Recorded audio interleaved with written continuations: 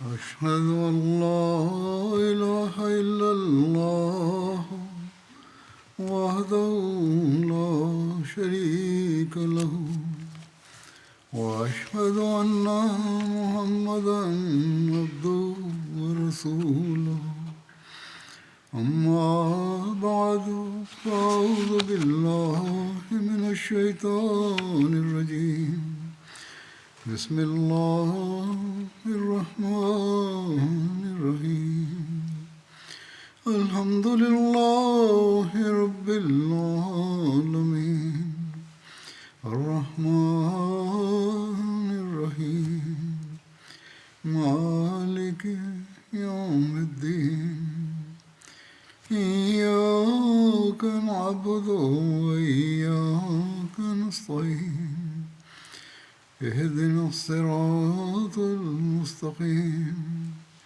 صراط الذين أنعمت عليهم غير المغضوب عليهم ولا الضالين.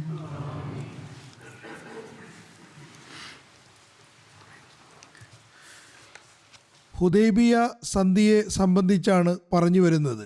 ഇത് സംബന്ധിച്ച് ബദീൽ ബിൻ വർക്ക ഖസായിയും മറ്റ് ഖുറേഷി സന്ദേശവാഹകരും തിരുനബി സല്ലല്ലാഹു അലൈഹി വസല്ലമയുടെ അടുത്ത് വന്നതിനെപ്പറ്റിയും പരാമർശം കാണപ്പെടുന്നു. ഇതിൻ്റെ വിശദീകരണത്തിൽ ഹസ്രത്ത് മിർസ ബഷീർ അഹമ്മദ് സാഹിബ് വിവരിക്കുന്നു. തിരുനബി സല്ലല്ലാഹു അലൈഹി വസല്ലം ഹുദൈബിയ താഴ്വരയിൽ എത്തിയപ്പോൾ പ്രസ്തുത താഴ്വരയുടെ അരുവിയുടെ അടുത്താണ് തമ്പടിച്ചത്.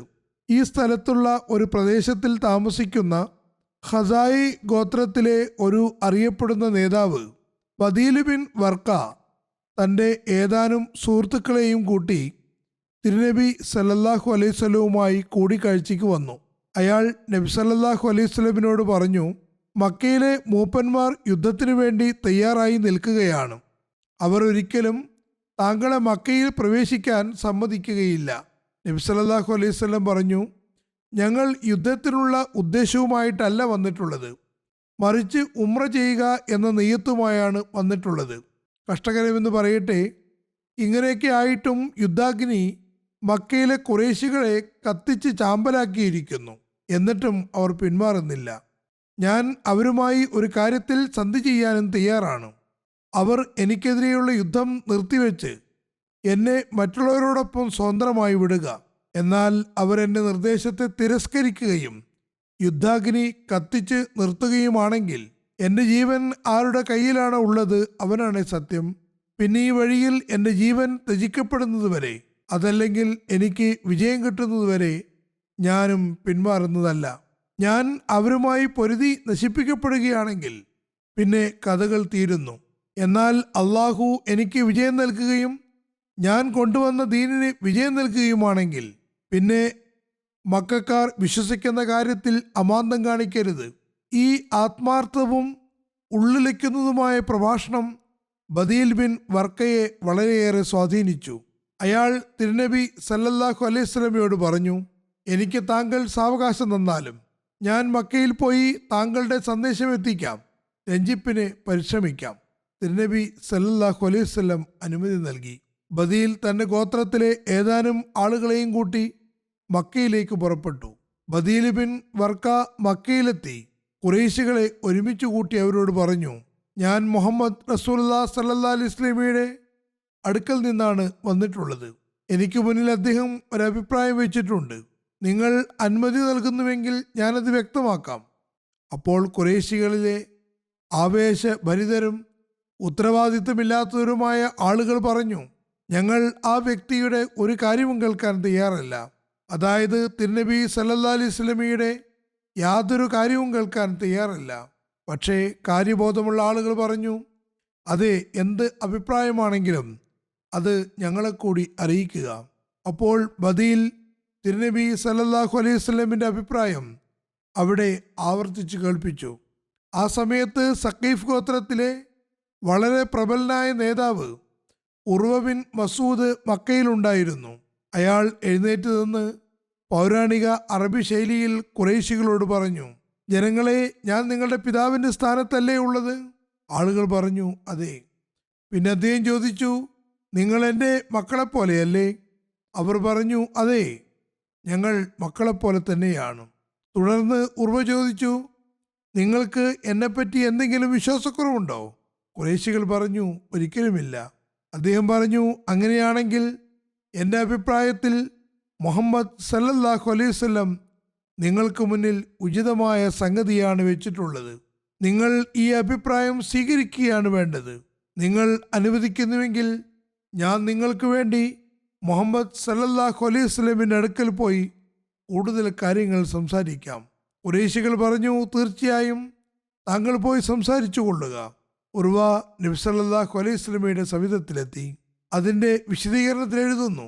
അദ്ദേഹം പറഞ്ഞു, അല്ലയോ മുഹമ്മദ് സല്ലല്ലാഹു അലൈഹി വസല്ലം, ഞാൻ കഅബ് ബിൻ ലൂയിയെയും ആമിർ ബിൻ ലൂയിയെയും ഹുദൈബിയിലെ ജലാശയത്തിനടുത്ത് വിട്ടിട്ടാണ് വന്നിട്ടുള്ളത്. അവരുടെ കൂടെ പാൽ ചുരത്തുന്ന ഒട്ടകങ്ങളുമുണ്ട്. ഖുറൈശികളുടെ സൗഹൃദത്തിലുള്ള ഗോത്രങ്ങളായ ഉഹാബീഷ്, അവർ ഹബ്ഷി പർവ്വത താഴ്വരയിൽ വെച്ച് ശപഥം ചെയ്തവരായിരുന്നു. അതുകൊണ്ടാണ് അവരെ ഉഹാബീഷ് എന്ന് പറയുന്നത്. അവരുടെ അനുയായികൾ വിളിച്ചു. അവർ പുലിത്തോൽ അണിഞ്ഞിട്ടുണ്ടായിരുന്നു. അതായത് കാഫിര്യങ്ങൾ പുലിത്തോൽ അണിഞ്ഞ് യുദ്ധത്തിന് തയ്യാറായിട്ടുണ്ടായിരുന്നു. അവർ ബൈത്തുല്ലാക്കും തിരുനബി സല്ലല്ലാഹു അലൈഹി വസല്ലമിനും ഇടയിൽ നബി സല്ലല്ലാഹു അലൈഹി വസല്ലം അവരെ നശിപ്പിക്കുകയാണെങ്കിൽ പോലും തിരുനബിക്ക് വേണ്ടി വഴി നൽകിയില്ല എന്ന് ശപഥം ചെയ്തവരുമായിരുന്നു. അവർ പറഞ്ഞു, തീർച്ചയായും താങ്കളും അവരുമായുള്ള യുദ്ധത്തിൽ രണ്ടിലൊന്ന് തീരുമാനമാകുന്നതാണ്. അതായത് നബി സല്ലല്ലാഹു അലൈഹി വസല്ലമിനോട് പറഞ്ഞു, ഒന്നുകിൽ താങ്കൾ താങ്കളുടെ സമൂഹത്തെ നശിപ്പിക്കും.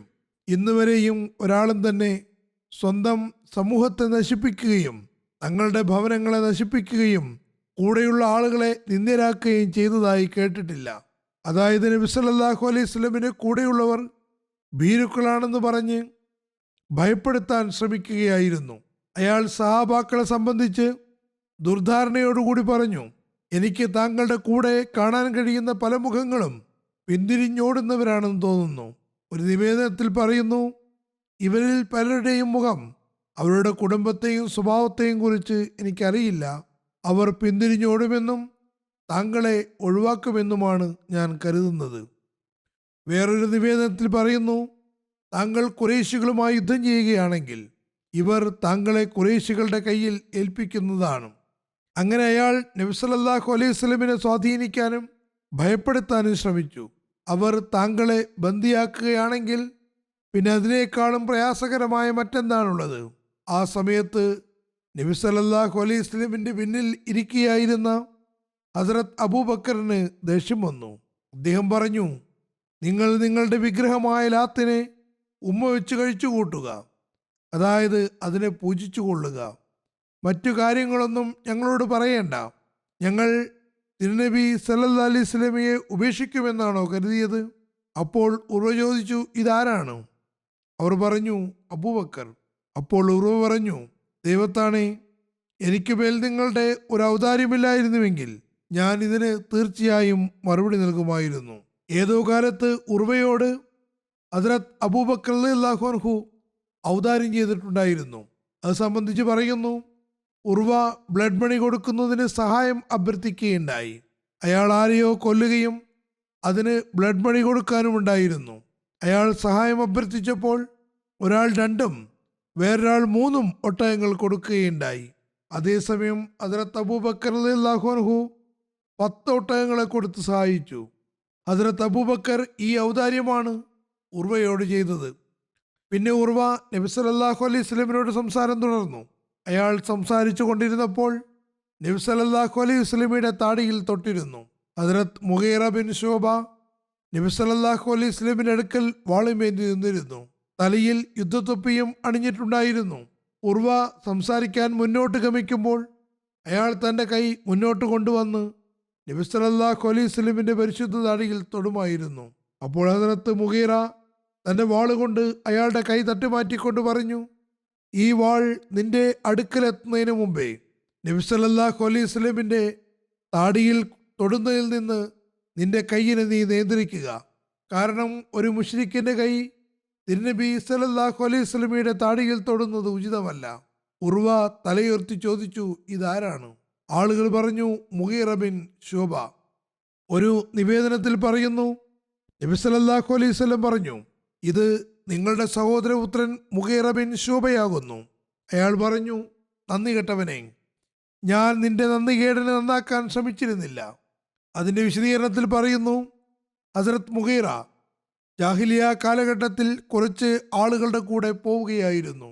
അദ്ദേഹം ഒരാളെ വധിക്കുകയും അയാളുടെ സമ്പത്ത് കൈക്കലാക്കുകയും ചെയ്തു. പിന്നെ വന്ന് ഇസ്ലാം സ്വീകരിച്ചു.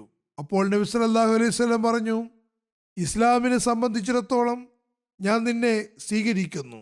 അതേസമയം സമ്പത്തുമായി ബന്ധപ്പെട്ട കാര്യത്തിൽ എനിക്ക് യാതൊരു ബന്ധവുമില്ല. ബുഖാരിയുടെ നിവേദനമാണിത്. ഏതായാലും മുഗീറയ്ക്കും ഇക്കാര്യത്തിൽ സഹായം കിട്ടിയിട്ടുണ്ടാകാം.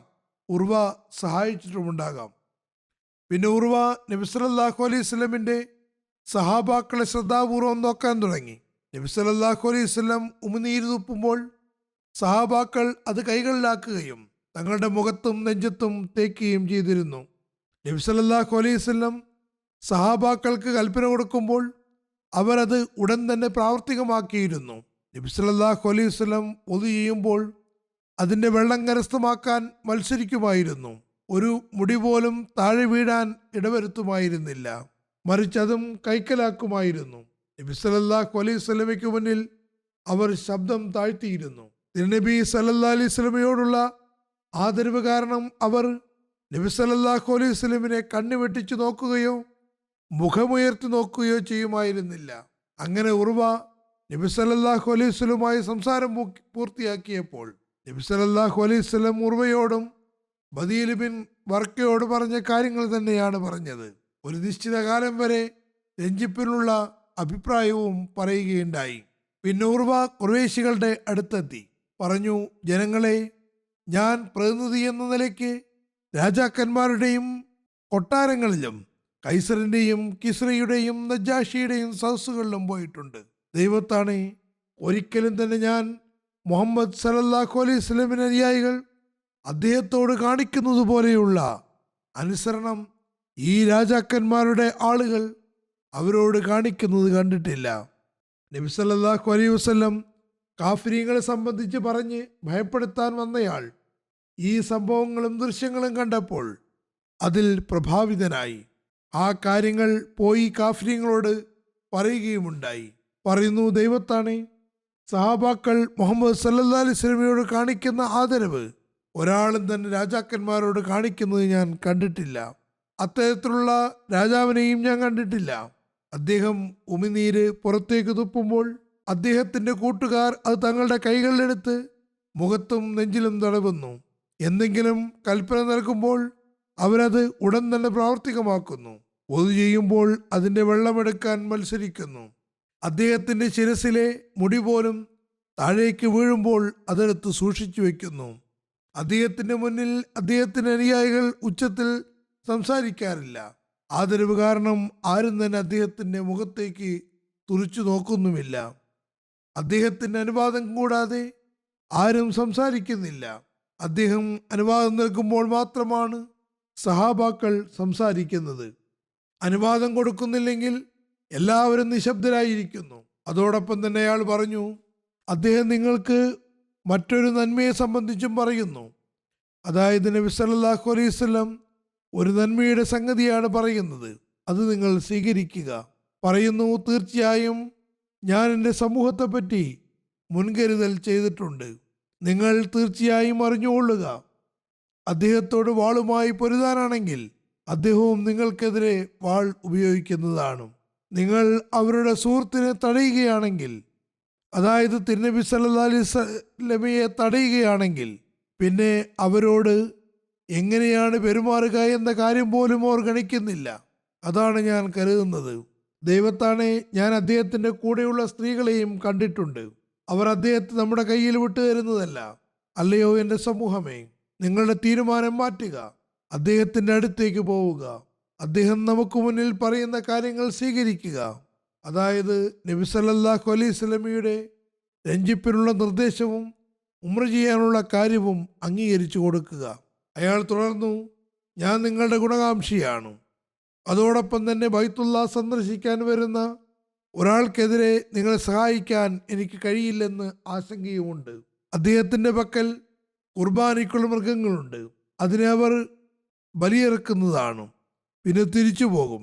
അപ്പോൾ ഖുറൈശികൾ പറഞ്ഞു, അല്ലയോ അബൂ യാഫൂർ, അതായത് ഉർവയോട് പറഞ്ഞു, ഈ കാര്യങ്ങൾ ഞങ്ങളോട് പറയേണ്ട, നീയല്ലാതെ മറ്റാരെങ്കിലും ഇങ്ങനെയുള്ള കാര്യങ്ങൾ പറയുന്നുണ്ടോ? ഞങ്ങൾ ഈ വർഷം അദ്ദേഹത്തെ തിരിച്ചയക്കുന്നതാണ്, അദ്ദേഹം അടുത്ത വർഷം വരട്ടെ. അപ്പോൾ ഉർവ പറഞ്ഞു, നിങ്ങൾക്ക് വലിയ പ്രയാസങ്ങൾ സഹിക്കേണ്ടതായി വരും. തുടർന്ന് ഉർവയും അയാളുടെ കൂട്ടുകാരും തായിഫിലേക്ക് മടങ്ങിപ്പോയി. ഹദ്റത്ത് മുസ്ലിം മൗഊദ് റളിയല്ലാഹു അൻഹുവും ഹുദൈബിയ സംഭവങ്ങൾ വിവരിച്ചിട്ടുണ്ട്. അദ്ദേഹം അതേക്കുറിച്ച് പറയുന്നു, നബി സല്ലല്ലാഹു അലൈഹി വസല്ലം കഅബ പ്രദക്ഷിണം ചെയ്യുന്നതിന് വേണ്ടി വന്നപ്പോൾ മക്കയിലെ കാഫിര്യങ്ങൾ അത് അറിയുകയും അവരുടെ ഒരു നേതാവിനെ തിരുനബി സല്ലല്ലാഹു അലൈഹി വസല്ലമിന്റെ അടുക്കിലേക്ക് ഈ വർഷം കഅബയെ പ്രദക്ഷിണം ചെയ്യാൻ വരരുത് എന്ന സന്ദേശവുമായി അയക്കുകയുണ്ടായി. തുടർന്ന് അയാൾ നബി സല്ലല്ലാഹു അലൈഹി വസല്ലമിന്റെ അടുത്തെത്തി സംസാരിച്ചു തുടങ്ങി. സംസാരിക്കുന്നതിനിടയിൽ അയാൾ നബി സല്ലല്ലാഹു അലൈഹി വസല്ലമയുടെ താടി രോമത്തിൽ കൈതൊട്ടുകൊണ്ട്, ഇപ്പോൾ നിങ്ങൾ പോകേണ്ട, അതായത് അടുത്ത വർഷത്തേക്ക് മാറ്റിവെക്കുക എന്ന് പറയുമായിരുന്നു. ഹദ്റത്ത് മുസ്ലിം മൗഊദ് പറയുന്നു, ഇങ്ങനെ കൈകൊണ്ട് തൊടുന്നത് അനാദരവ് കാരണമായിരുന്നില്ല, മറിച്ച് ഏഷ്യയിലെ ആളുകൾ അവരുടെ സ്വഭാവമനുസരിച്ച് ആരെങ്കിലും കാര്യങ്ങൾ പറഞ്ഞ് ബോധ്യപ്പെടുത്തേണ്ടി വരുമ്പോൾ അവരെൻ്റെ നേതാവിൻ്റെ താടിയിൽ അപേക്ഷ എന്ന രീതിയിൽ കൈകൊണ്ട് സ്പർശിക്കുന്നു, അതല്ലെങ്കിൽ തൻ്റെ താടി തടവുന്ന പതിവുണ്ട്. എന്നിട്ട് പറയുന്നു, നോക്കൂ, ഞാൻ വൃദ്ധനാണ്, സമൂഹത്തിൻ്റെ നേതാവുമാണ്, ഞാൻ പറയുന്നത് നിങ്ങൾ മനസ്സിലാക്കുക. ഏതായാലും ഈ നേതാവും അപേക്ഷ എന്ന നിലയ്ക്ക് തിരുനബി സല്ലല്ലാഹു അലൈഹി വസല്ലമിൻ്റെ താടിയിൽ കൈകൊണ്ട് സ്പർശിച്ചു. ഇത് കണ്ടപ്പോൾ ഒരു സഹാബി മുന്നോട്ട് വന്നു, തൻ്റെ വാളിൻ്റെ പിടികൊണ്ട് അയാളുടെ കയ്യിൽ തട്ടിക്കൊണ്ട് പറഞ്ഞു, നിന്റെ അവിശുദ്ധമായ കരങ്ങൾ പിന്നോട്ടെടുക്കുക. നേതാവ് വാളിൻ്റെ പിടുത്തം ആരുടെ കയ്യിലാണെന്ന് അറിഞ്ഞപ്പോൾ അദ്ദേഹത്തോട് പറഞ്ഞു, നീ ഇന്ന സമയത്ത് എൻ്റെ ഔദാര്യം പറ്റിയ ആളല്ലേ? ഇത് കേട്ടപ്പോൾ ആ സഹാബി നിശബ്ദനായി പിന്നിലേക്ക് മാറി. വീണ്ടും ആ നേതാവ് തൻ്റെ കൈ അപേക്ഷ എന്ന രീതിയിൽ തിരുനബി സല്ലല്ലാഹു അലൈഹി വസല്ലമയുടെ താടിയിൽ സ്പർശിച്ചു. അപ്പോൾ സഹാബാക്കൾ പറയുന്നു, ഞങ്ങൾ ആ നേതാവ് ഇങ്ങനെ കൈകൊണ്ട് സ്പർശിക്കുന്നത് കണ്ടപ്പോൾ വളരെ കോപാഗ്നിയിലായിരുന്നു. പക്ഷെ ആ സമയത്ത് ഞങ്ങൾ ആരും തന്നെ ആ നേതാവിൻ്റെ ഔദാര്യത്തിന് വിധേയരാകാത്തവരായി ഉണ്ടായിരുന്നില്ല. അതായത് ആ നിഷേധികളുടെ നേതാവ് ഞങ്ങൾക്കൊരുപാട് ആളുകൾക്ക് ഔഷധം സൗജന്യമായി നൽകിയിരുന്നു. ആ സമയത്ത് ഞങ്ങളിൽ ആരെങ്കിലും ഒരു വ്യക്തി ആ നേതാവിൻ്റെ ഔദാര്യം പറഞ്ഞതായി ഉണ്ടായിരുന്നെങ്കിൽ എന്ന് ഞങ്ങൾ ആഗ്രഹിച്ചു പോയി. ഇത്രയുമായപ്പോഴേക്കും ഒരാൾ ഞങ്ങളുടെ ഇടയിൽ നിന്ന് മുന്നോട്ട് വന്നു. അദ്ദേഹം ആപാദചൂടം പടച്ചിട്ടണിയിരുന്നു. വളരെ ആവേശത്തോടു കൂടി ആ നേതാവിനോട് പറഞ്ഞു, അവിശുദ്ധമായ നിന്റെ കൈ മാറ്റുക. ഹദ്റത്ത് അബൂബക്കർ ആയിരുന്നു ഇങ്ങനെ പറഞ്ഞത്. ആ നേതാവ് അദ്ദേഹത്തെ തിരിച്ചയച്ചു. അയാൾ പറഞ്ഞു, എനിക്ക് നിങ്ങളോടൊന്നും പറയാൻ സാധ്യമല്ല, കാരണം നിങ്ങളുടെ ഒരു ഔദാര്യം എനിക്ക് മേലുണ്ട്. തുടർന്ന് ജലീസ് ബിൻ അഖ്ലമ കൻആനി, അയാൾ ഉഹാബീഷിന്റെ നേതാവായിരുന്നു. ഞാൻ നേരത്തെ പറഞ്ഞു വന്നതുപോലെ ഉഹാബീഷ് ഖുറൈശികളുടെ സഖ്യഗോത്രങ്ങളാണ്. അവർ ഹബ്ഷി എന്ന പേരുള്ള ഒരു പർവ്വതത്തിൻ്റെ താഴ്വരയിൽ വെച്ച് ഒരു ശപഥം ചെയ്തിരുന്നു. അതിൻ്റെ പേരിലാണ് ഉഹാബീഷ് എന്ന് അറിയപ്പെടുന്നത്. അയാൾ പറഞ്ഞു, എന്നെ തിരുനബി സല്ലല്ലാഹു അലൈഹി വസല്ലമിന്റെ അടുക്കിലേക്ക് പറഞ്ഞു വിടുക. അപ്പോൾ ഖുറൈശികൾ പറഞ്ഞു, പോയിക്കൊള്ളുക. അങ്ങനെ അയാൾ തിരുനബി സല്ലല്ലാഹു അലൈഹി വസല്ലം മുകളിൽ നിന്ന് കണ്ടപ്പോൾ നബി സല്ലല്ലാഹു അലൈഹി വസല്ലം പറഞ്ഞു, ഇയാൾ ഇന്ന വ്യക്തിയാണ്, ഇയാൾ മലിമൃഗങ്ങളെ വളരെ ആദരിക്കുന്ന ഗോത്രത്തിലെ ആളുകളാണ്. തുടർന്ന് സഹാബാക്കളോട് പറഞ്ഞു, നിങ്ങൾ അയാൾ കാണുന്നതിന് വേണ്ടി ബലിമൃഗങ്ങളെ അയാളുടെ മുന്നിലൂടെ കൊണ്ടുപോവുക. അങ്ങനെ അവർ ബലിമൃഗങ്ങളെ തങ്ങളുടെ മുന്നിലൂടെ കൊണ്ടുപോയി. അയാൾ താഴ്വരയുടെ ഒരറ്റത്ത് ഈ മൃഗങ്ങളെ കാണുകയുണ്ടായി. അവരുടെ കഴുത്തുകളിൽ മാലയിട്ടിരുന്നു. അത് കൂടുതൽ സമയം അവിടെ കിടക്കുന്നതുകൊണ്ട് അതായത് മാല കൂടുതൽ സമയം അവയുടെ കഴുത്തിൽ കിടക്കുന്നത് കാരണം അവയുടെ കഴുത്തിലെ രോമങ്ങൾ പൊഴിഞ്ഞു പോയിട്ടുണ്ടായിരുന്നു. ആ മൃഗങ്ങൾ കൂടെ കൂടെ ശബ്ദിക്കുന്നു. സഹാബാക്കൾ തൽബിയ ചൊല്ലിക്കൊണ്ട് അയാളെ സ്വീകരിച്ചു. അവർ പകുതി മാസത്തോളം അവിടെ തന്നെ കഴിച്ചുകൂട്ടി. അതായത് സഹാബാക്കൾ സുഗന്ധദ്രവ്യങ്ങൾ ഉപയോഗിച്ചിരുന്നില്ല. അവരുടെ മുടി ചിതറിയിട്ടുണ്ടായിരുന്നു. അയാൾ അവരെ കണ്ടപ്പോൾ പറഞ്ഞു, സുബ്ഹാനല്ലാഹ്, ഇവരെ ബൈത്തുല്ലാഹിൽ നിന്ന് തടയുന്നത് ഉചിതമല്ല. ഉടൻ തന്നെ ഞങ്ങളുടെ മനസ്സ് ആർദ്രമായി. പറഞ്ഞു, ലഹ്മു, ജാസമു, ഖന്ദക്, ഹമീർ തുടങ്ങിയ ഗോത്രങ്ങൾ ഹജ്ജ് ചെയ്യുമ്പോൾ അബ്ദുൽ മുത്തലിബിന്റെ മകനെ തടയുന്നതിന് അള്ളാഹു ഒരിക്കലും അനുവാദം നൽകുന്നില്ല. അദ്ദേഹത്തെ ബൈത്തുല്ലാഹിൽ നിന്ന് തടയുന്നത് ഖുറൈശികൾക്ക് ഉചിതമായ കാര്യമല്ല. കാബയുടെ നാഥനാണേ സത്യം, ഖുറൈശികൾ നശിപ്പിക്കപ്പെടുന്നതാണ്. ഇവർ തീർച്ചയായും ഉംറ ചെയ്യാൻ വന്നവരാകുന്നു. അയാൾ മുസ്ലിങ്ങളെ പിന്തുണച്ചുകൊണ്ടാണ് ഈ കാര്യങ്ങളെല്ലാം പറഞ്ഞത്. ഈ കാര്യങ്ങൾ കേട്ടപ്പോൾ നബി സല്ലല്ലാഹു അലൈഹി വസല്ലം പറഞ്ഞു, അള്ളാഹുവാണേ, അല്ലയോ ബനൂ കൻആന്റെ സഹോദര, തീർച്ചയായും അത് തന്നെയാണ് ശരി. അതായത് നബി സല്ലല്ലാഹു അലൈഹി വസല്ലം അയാൾക്ക് ഇങ്ങനെ മറുപടി നൽകി.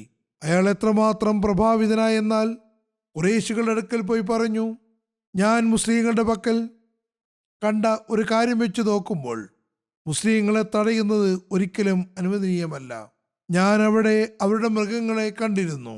അവയുടെ കഴുത്തിൽ മാലകൾ അണിഞ്ഞ കാരണത്താൽ അവിടെയുള്ള രോമങ്ങൾ പൊഴിഞ്ഞു പോയിട്ടുണ്ട്. മാലകൾ കുറെ കാലമായി അവയുടെ കഴുത്തിൽ കിടക്കുകയാണ്.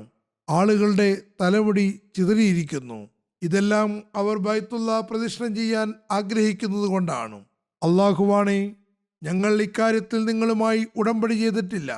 അയാൾ കാഫിര്യങ്ങളോട് പറഞ്ഞു, ഞങ്ങൾ ഈ കാര്യത്തിൽ നിങ്ങളുമായി ഉടമ്പടി ചെയ്തവരല്ല.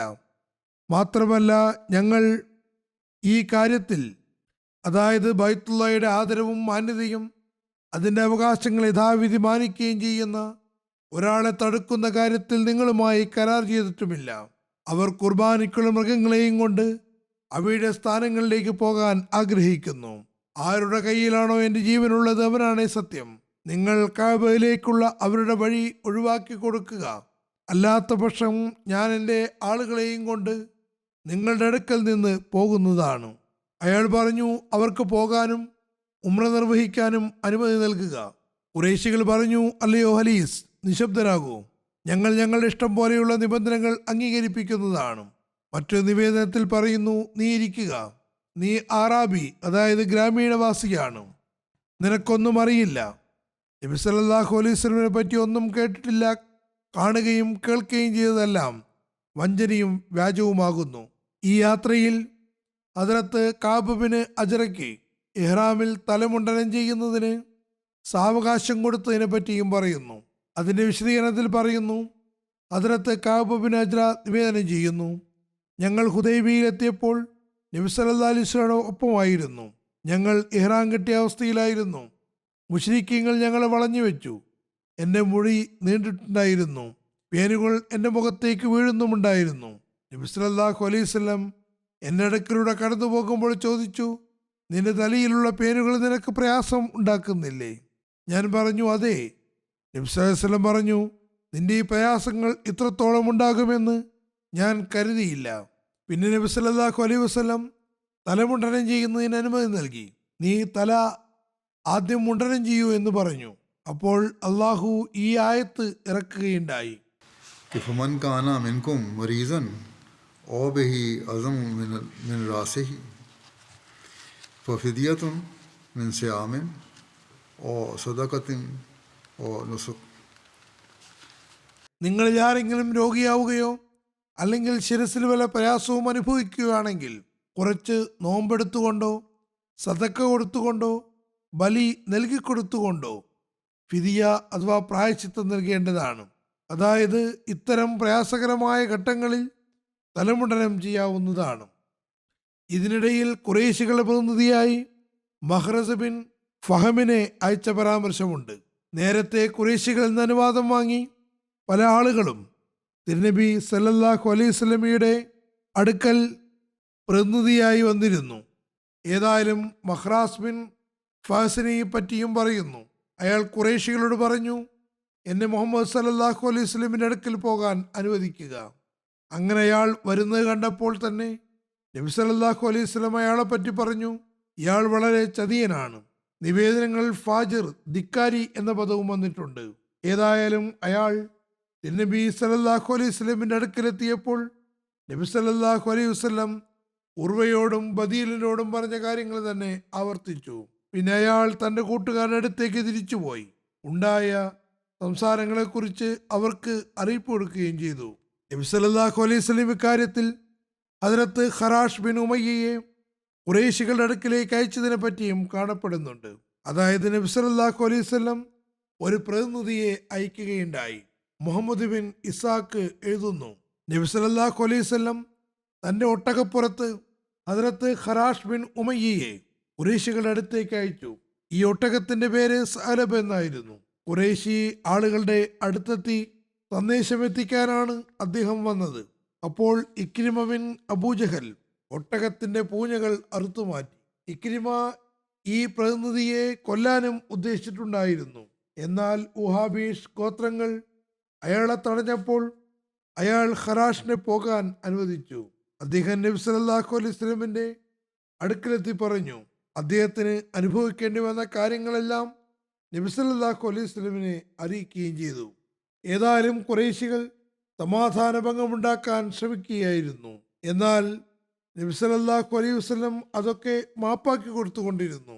അതിന്റെ വിശദീകരണത്തിൽ ഹദ്റത്ത് മീർസ ബഷീർ അഹമ്മദ് സാഹിബ് എഴുതുന്നു, ഖുറൈശികൾ അതിൽ മാത്രം തൃപ്തരായില്ല, മറിച്ച് തങ്ങളുടെ അമിതാവേശത്തിൽ അന്ധരായിക്കൊണ്ട് ഇപ്പോൾ നബി സല്ലല്ലാഹു അലൈഹി വസല്ലം സഹാബാക്കളും മദീനയിൽ നിന്ന് ഇത്രയും ദൂരം എന്ന സ്ഥിതിക്ക് അവരെ ആക്രമിച്ച് സാധ്യമാകുന്ന അത്രയും നഷ്ടമുണ്ടാക്കാമെന്നും കരുതി. അങ്ങനെ ഈ ഉദ്ദേശത്തോടുകൂടി അവർ 40-50 ആളുകളുടെ ഒരു സംഘത്തെ ഹുദൈബിയയിലേക്ക് അയക്കുകയുണ്ടായി. ആ സമയത്ത് ഇരു കൂട്ടർക്കും ഇടയിലുണ്ടായിരുന്ന സംസാരങ്ങൾക്ക് പിന്നിൽ അവർ ആളുകൾക്ക് കൊടുത്ത നിർദ്ദേശം ഇസ്ലാമിക ക്യാമ്പിന്റെ ചുറ്റുവട്ടത്ത് നടന്ന് തക്കം പാർത്തിരിക്കണമെന്നും അവസരം കിട്ടിയാൽ മുസ്ലിങ്ങൾക്ക് നഷ്ടം വരുത്തണമെന്നുമായിരുന്നു. മാത്രമല്ല ചില നിവേദനങ്ങളിൽ നിന്ന് അവരുടെ എണ്ണം 80 ആയിരുന്നുവെന്നും മനസ്സിലാകുന്നുണ്ട്. ആ സന്ദർഭത്തിൽ ഖുറൈശികൾ നബി സല്ലല്ലാഹു അലൈഹി വസല്ലമിനെ വധിക്കാനും പദ്ധതിയിട്ടിരുന്നു. ഏതായാലും മുസ്ലിങ്ങൾ അള്ളാഹുവിന്റെ അനുഗ്രഹത്താൽ തങ്ങളുടെ ഇടങ്ങളിൽ ജാഗരൂകരായിരിക്കുന്നു. അങ്ങനെ ഖുറൈശികളുടെ ഈ ഗൂഢപദ്ധതിയുടെ രഹസ്യം വെളിപ്പെട്ടു. അവരെല്ലാവരും ബന്ദികളാക്കപ്പെട്ടു. മുസ്ലിങ്ങൾക്ക് മക്കക്കാരുടെ ഈ നടപടിയിൽ, അതായത് വിശുദ്ധ പട്ടണത്തിനും വിശുദ്ധ സ്ഥലങ്ങൾക്കും ഇടയിൽ രക്തം ഒഴുക്കാമെന്ന ഗൂഢാലോചനയിൽ വലിയ അമർഷമുണ്ടായിരുന്നു. പക്ഷേ നബി സല്ലല്ലാഹു അലൈഹി വസല്ലം അവർക്ക് മാപ്പാക്കിക്കൊണ്ട് രഞ്ജിപ്പിനുള്ള ശ്രമങ്ങളിൽ തടസ്സം ഉണ്ടാക്കാതിരിക്കാനാണ് ഇങ്ങനെ ശ്രദ്ധിച്ചത്. മറ്റൊരു സുപ്രസിദ്ധ സംഭവത്തെക്കുറിച്ചും പരാമർശമുണ്ട്. നബി സല്ലല്ലാഹു അലൈഹി വസല്ലം ഹദ്റത്ത് ഉസ്മാനെ പ്രതിനിധിയായി അയക്കുകയുണ്ടായി.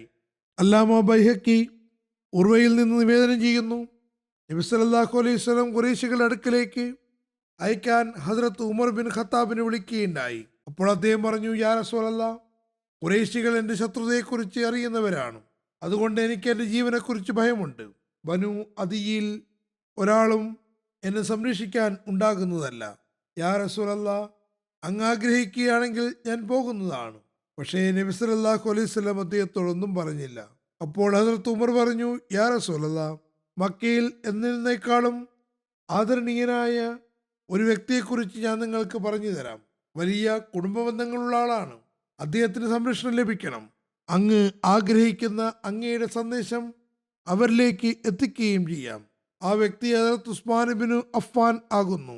ഹദ്റത്ത് ഉമർ റളിയല്ലാഹു അൻഹു ജീവനിൽ ഭയമുള്ളത് കൊണ്ടല്ല ഇങ്ങനെ പറഞ്ഞത്, മറിച്ച് അദ്ദേഹം പറഞ്ഞത്, ഞാൻ പോയാൽ അവരെന്നെ കൊല്ലുകയും സന്ദേശം എത്തിക്കുക എന്ന ലക്ഷ്യം പൂർത്തിയാകുന്നതുമല്ല, ഒരു ഫിത്ന ആരംഭിക്കുകയും ചെയ്യും. അതുകൊണ്ട് ഞാൻ പോകുന്നില്ല. ഹദ്റത്ത് ഉസ്മാൻ പോകട്ടെ. അങ്ങനെ നബി സല്ലല്ലാഹു അലൈഹി വസല്ലം ഹദ്റത്ത് ഉസ്മാനെ വിളിച്ചു വരുത്തി. എന്നിട്ട് പറഞ്ഞു, നിങ്ങൾ ഖുറൈശികളുടെ അടുക്കൽ പോയി ഞങ്ങൾ യുദ്ധത്തിനല്ല വന്നത് എന്നും ഉംറ ചെയ്യാനാണ് വന്നത് എന്നും അറിയിക്കുക. അതിന്റെ വിശദീകരണത്തിൽ ഹദ്റത്ത് മീർസ ബഷീർ അഹമ്മദ് സാഹിബ് സീറത്ത് ഖാത്തമുൻ നബിയിൽ എഴുതുന്നു, നബി സല്ലല്ലാഹു അലൈഹി വസല്ലം ഹദ്റത്ത് ഉസ്മാനോട് പറഞ്ഞു, മക്കയിൽ പോയി ഖുറൈശികളോട് മുസ്ലിങ്ങളുടെ സമാധാന ലക്ഷ്യങ്ങളെക്കുറിച്ചും ഉംറ ചെയ്യാനുള്ള ഉദ്ദേശത്തെക്കുറിച്ചും അറിയിക്കുക. നബി സല്ലല്ലാഹു അലൈഹി വസല്ലം ഖുറൈശി മൂപ്പന്മാരുടെ പേരിൽ ഒരു ലിഖിതവും ഹദ്റത്ത് ഉസ്മാന്റെ കയ്യിൽ കൊടുത്തുവിട്ടിരുന്നു. പ്രസ്തുത കത്തിൽ നബി സല്ലല്ലാഹു അലൈഹി വസല്ലം തന്റെ ആഗമന ലക്ഷ്യം വിശദമാക്കിക്കൊണ്ട് ഖുറൈശികൾക്ക് ഇങ്ങനെ ഉറപ്പു നൽകുന്നു: ഞങ്ങളുടെ ലക്ഷ്യം കേവലം ഇബാദത്ത് നിർവഹിക്കുകയാണ്.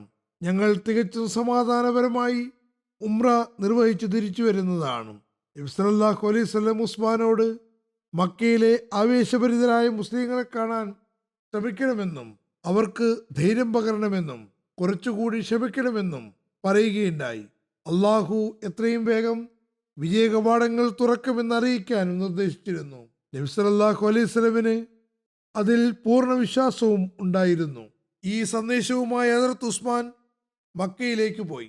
അദ്ദേഹത്തെ മക്കയിലെ ഒരു വലിയ നേതാവായ അബൂ സുഫിയാനെ കാണുകയുണ്ടായി. അദ്ദേഹം ഉസ്മാന്റെ വളരെ അടുത്ത ബന്ധുവായിരുന്നു. മക്കക്കാരുടെ പൊതുസദസ്സിൽ അദ്ദേഹം ഹാജരാക്കപ്പെട്ടു.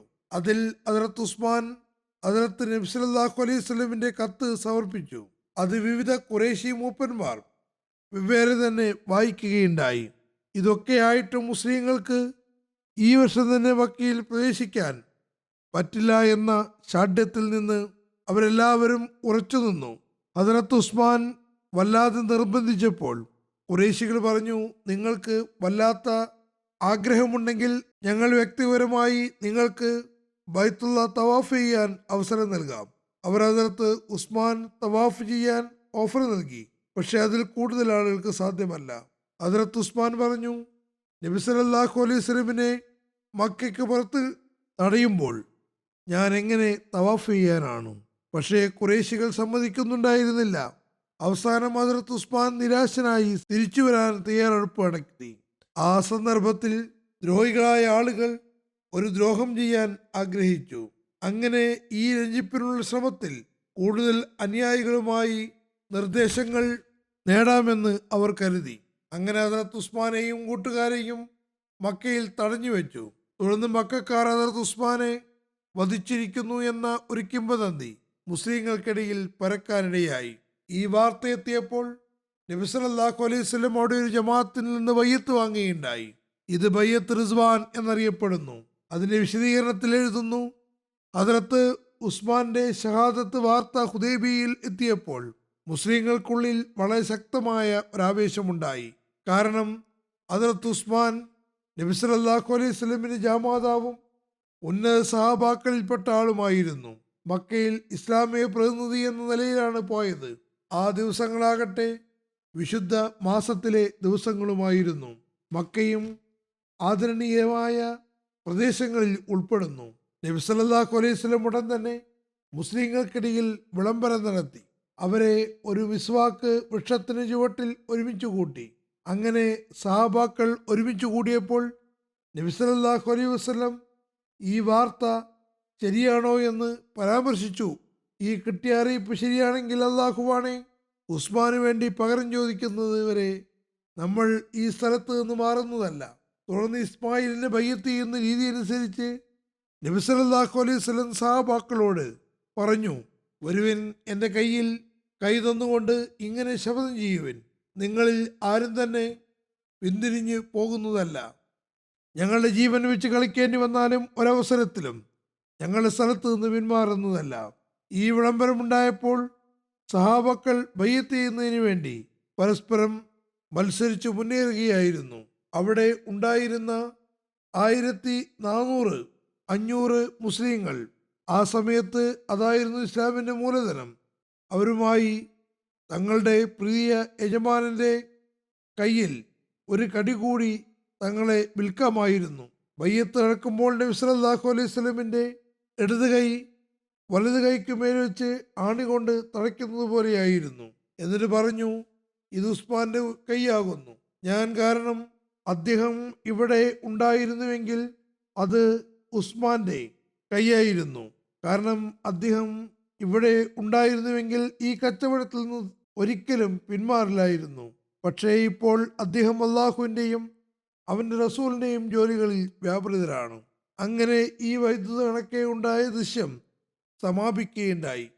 ഇസ്ലാമിക ചരിത്രത്തിൽ ഈ ബയ്യത്ത് റിസ്വാൻ എന്ന പേരിൽ അറിയപ്പെടുന്നു. അതായത് മുസ്ലിങ്ങൾ അള്ളാഹുവിന്റെ പൂർണ്ണ സംതൃപ്തിയുടെ സമ്മാനം കരസ്ഥമാക്കുകയുണ്ടായി. വിശുദ്ധ ഖുർആനും ഈ ബയ്യത്തിനെ പറ്റി പ്രത്യേകം പരാമർശിച്ചിരിക്കുന്നു.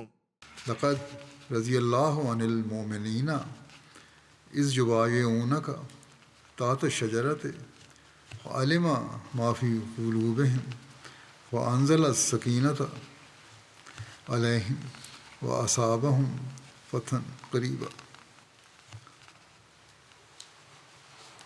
അല്ലയോ റസൂൽ, മുസ്ലിങ്ങൾ ഒരു വൃക്ഷച്ചുവട്ടിൽ നിന്നോട് ബയ്യത്ത് ചെയ്തിരുന്ന കാര്യത്തിൽ അള്ളാഹു സന്തുഷ്ടനായിരിക്കുന്നു. അങ്ങനെ ഈ ബയ്യത്ത് മുഖേന അവരുടെ അകതാരിലുള്ള ആത്മാർത്ഥത അള്ളാഹുവിന്റെ അറിവിൽ പ്രകടമായി. ആകയാൽ അള്ളാഹുവും അവർക്കുമേൽ സമാധാനമിറക്കുകയും അവർക്ക് ഒരു വലിയ വിജയം കരസ്ഥമാണെന്ന സുവാർത്ത നൽകുകയും ചെയ്തിരിക്കുന്നു. സഹാബാക്കളും എപ്പോഴും ഈ ബയ്യത്തിനെ കുറിച്ച് വളരെ അഭിമാനത്തോടെയും സ്നേഹത്തോടെയും വിവരിക്കുമായിരുന്നു. അവരിൽ ഭൂരിഭാഗവും പിന്നീട് വന്ന ആളുകളോട് പറയുമായിരുന്നു, നിങ്ങൾ ഈ മക്കം ഫത്തഹിനെയാണ് വലിയതെന്ന് ഗണിക്കുന്നത്, പക്ഷേ ഞങ്ങൾ ബയ്യത്ത് റിസ്വാനെയാണ് വിജയമായി ഗണിക്കുന്നത്. ഈ ബയ്യത്ത് അതിൻ്റെ ഘടകങ്ങളെ വെച്ച് നോക്കിയാൽ വളരെ വലിയൊരു വിജയം തന്നെയായിരുന്നു. അത് കേവലം ഭാവിയിലെ വിജയങ്ങൾക്കുള്ള കവാടം തുറക്കുക മാത്രമല്ല ചെയ്തത്, മറിച്ച് അത് മുഖേന ഇസ്ലാമിന്റെ ത്യാഗസന്നദ്ധരമായ ആത്മാവ്, അതാകട്ടെ മുഹമ്മദ് യാദീനിന്റെ കേന്ദ്രബിന്ദുവുമാകുന്നു, വളരെ നല്ല രീതിയിൽ പ്രകടമായി. ഇസ്ലാമിലെ ത്യാഗസന്നദ്ധരായ ആളുകൾ തങ്ങളുടെ കർമ്മങ്ങൾ മുഖേന ഇങ്ങനെ പ്രഖ്യാപിക്കുകയായിരുന്നു, അവർ തങ്ങളുടെ റസൂലിനും ആ റസൂൽ കൊണ്ടുവന്ന സത്യസാക്ഷ്യത്തിനും വേണ്ടി എല്ലാ രംഗത്തും ഓരോ ചുവടിലും മരണവും ജീവിതവുമായുള്ള കച്ചവടത്തിന് തയ്യാറാകുന്നു. അതുകൊണ്ട് തന്നെ സഹാബാക്കൾ ബയ്യത്തെ റിദ്വാനെ സംബന്ധിച്ച് പറയുമ്പോൾ ഈ ബയ്യത്ത് മരണത്തിന് വേണ്ടിയുള്ള ഒരു ശബ്ദമായിരുന്നു. അതായത് മുസ്ലിങ്ങൾ ഇസ്ലാമിന് വേണ്ടിയും ഇസ്ലാമിക അന്തസ്സിന് വേണ്ടിയും തങ്ങളുടെ ജീവൻ ത്യജിക്കേണ്ടതാണ്, ഏതായാലും പിന്നോട്ട് മാറുന്നതല്ല. ഈ ബയ്യത്തിന്റെ ഒരു സുപ്രധാന ഘടകം എന്നാൽ ഈ ഉടമ്പടി കേവലം സാന്ദർഭികമായ ഒരു താൽക്കാലിക ആവേശത്തിലുള്ള വാചോടാപം അല്ലായിരുന്നു, മറിച്ച് ഹൃദയത്തിന്റെ ഉള്ളിൽ നിന്നുള്ള ഒരു ശബ്ദമായിരുന്നു. അതിനു പിന്നിൽ മുസ്ലിങ്ങളുടെ എല്ലാ ശക്തികളും ഒരേക ബിന്ദുവിൽ കേന്ദ്രീകരിക്കപ്പെടുന്നു. ഹദ്റത്ത് ഉസ്മാന്റെ വധത്തെക്കുറിച്ചുള്ള വാർത്തയും ബയ്യത്ത് റിസ്വാന്റെയും വിവരണത്തിൽ ഹദ്റത്ത് മുസ്ലിം മൗദൂദ് പറയുന്നു. അതായത് തന്റെ ഒരു ഖുത്ബ പ്രഭാഷണത്തിൽ വിവരിക്കുന്നു, നബി സല്ലല്ലാഹു അലൈഹി വസല്ലം സഹാബാക്കളെ ഹദ്റത്ത് ഉസ്മാനെ വധിച്ച വാർത്ത കേട്ടപ്പോൾ തന്നെ ഒരുമിച്ച് കൂട്ടി. എന്നിട്ട് പറഞ്ഞു, പ്രതിനിധിയുടെ ജീവനെ എല്ലാ ജനതയ്ക്കുള്ളിലും സംരക്ഷണമുണ്ട്. ഉസ്മാനെ മക്കാർ വധിച്ചതായി നിങ്ങൾക്കറിയുമോ? ഈ വാർത്ത ശരിയാണെങ്കിൽ നമ്മൾ മക്കയിലേക്ക് തള്ളിക്കയറുന്നതാണ്. അതായത് നമ്മുടെ ആദ്യത്തെ ലക്ഷ്യം രഞ്ജിപ്പുമായി ഏതൊരവസ്ഥയാണെങ്കിലും മക്കയിലേക്ക് പ്രവേശിക്കാം എന്നതായിരുന്നു. പക്ഷേ ഏതെങ്കിലും അവസ്ഥയിൽ ഈ ലക്ഷ്യത്തിൽ മാറ്റമുണ്ടാവുകയാണെങ്കിൽ നമ്മളും ഈ ഉദ്ദേശത്തെ പാലിക്കാൻ നിർബന്ധിതരായിരിക്കുന്നതല്ല. നമുക്ക് മുന്നോട്ട് കുതിക്കേണ്ടി വന്നാൽ വിജയം കൈവരിക്കാതെ തിരിച്ചു വരുന്നതല്ലെന്ന കാര്യത്തിൽ ശപഥം ചെയ്യുവൻ. ഓരോരുത്തരായി മൈതാനത്ത് മരിച്ചു വീണാലും ശരി, ഈ ശപഥത്തിന്റെ കാര്യത്തിൽ ഞാനുമായി ബയ്യത്ത് ചെയ്യുവൻ.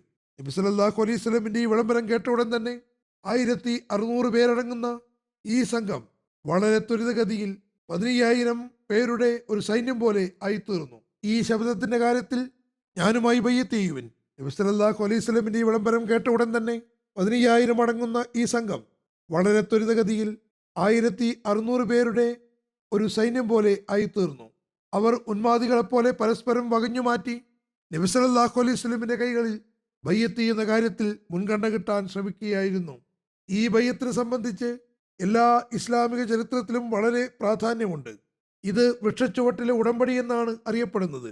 കാരണം ഈ ബയ്യത്ത് വാങ്ങുന്ന സന്ദർഭത്തിൽ നബി സല്ലല്ലാഹു അലൈഹി വസല്ലം ഒരു വൃക്ഷച്ചുവട്ടിൽ ഇരിക്കുകയായിരുന്നു. ഹുദൈബിയ സന്ധിയുമായി ബന്ധപ്പെട്ട് കുറച്ചുകൂടി വിശദീകരണങ്ങളുണ്ട്.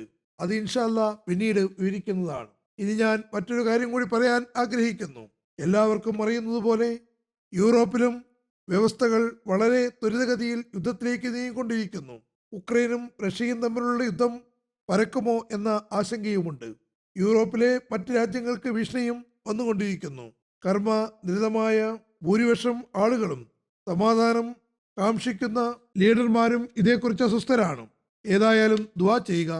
അള്ളാഹു അഹമ്മദികൾക്കും അനഹമ്മദികളായ സമാധാനം ഇഷ്ടപ്പെടുന്ന ആളുകൾക്കും യുദ്ധത്തിന്റെ മോശം പ്രഭാവങ്ങളിൽ നിന്ന് സംരക്ഷണം നൽകുമാറാകട്ടെ. ഭാവിയിൽ വരാനിരിക്കുന്ന തലമുറകളെ ബാധിക്കുന്ന ഒരു തരത്തിലുള്ള ആയുധവും ഉപയോഗിക്കാതിരിക്കാൻ ഏതായാലും അള്ളാഹുവിന്റെ സവിധത്തിൽ ദുആ ചെയ്തുകൊണ്ടിരിക്കുക. മുസ്ലിം രാജ്യങ്ങൾക്ക് വേണ്ടിയും ദുആ ചെയ്യുക. അള്ളാഹു അവർക്കും ബുദ്ധിയും വിവേകവും നൽകുമാറാകട്ടെ. അള്ളാഹു അവർക്കും സത്യം തിരിച്ചറിയാനും അസത്യത്തിനോടുള്ള കടമകൾ നിർവഹിക്കാനും തൗഫീക്ക് നൽകുമാറാകട്ടെ. മറ്റൊരു നിവേദനത്തിൽ മറ്റൊരു കാര്യത്തിലേക്ക് കൂടി ശ്രദ്ധ ക്ഷണിക്കാൻ ആഗ്രഹിക്കുന്നു. വളരെ ത്വരിതഗതിയിൽ മോശമായിക്കൊണ്ടിരിക്കുന്ന അവസ്ഥകളാണുള്ളത്. ഈ അവസ്ഥകൾ കാരണം നേരത്തെ ജനങ്ങൾക്കിടയിൽ ശ്രദ്ധയുണ്ട്. പക്ഷെ ഞാൻ വീണ്ടും ഓർമ്മപ്പെടുത്താൻ ആഗ്രഹിക്കുകയാണ്. വീടുകളിൽ 2-3 മാസത്തേക്കുള്ള ഭക്ഷണ സാധനങ്ങൾ കരുതി വയ്ക്കുക. പക്ഷെ ഏറ്റവും പ്രധാനപ്പെട്ട സംഗതി അള്ളാഹുവിന്റെ സാമീപ്യം കരസ്ഥമാക്കുന്നതിന് വേണ്ടി ശ്രമിക്കുക എന്നതാണ്. അവന്റെ തൃപ്തി കരസ്ഥമാക്കുന്നതിന് പരിശ്രമം ഉണ്ടാവുകയാണെങ്കിൽ അവരുമായുള്ള ബന്ധം ഉണ്ടാക്കാൻ ശ്രമം ഉണ്ടാകുന്നതാണ്. അതിൽ മുന്നേറുന്നതിന് ശ്രമിച്ചുകൊണ്ടിരിക്കുക. അള്ളാഹു നമുക്ക് തൗഫീക്ക് നൽകുമാറാകട്ടെ.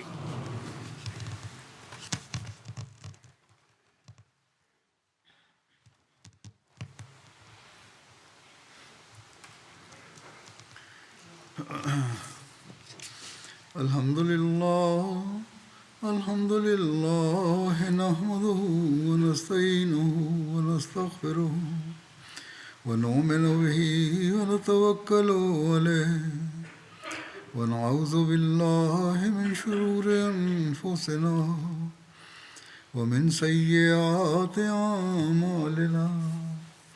Man yahdihillahu fala mudilla lahu ومن يضلل فلا هادي له ونشهد أن لا إله إلا الله ونشهد أن محمدا عبده ورسوله.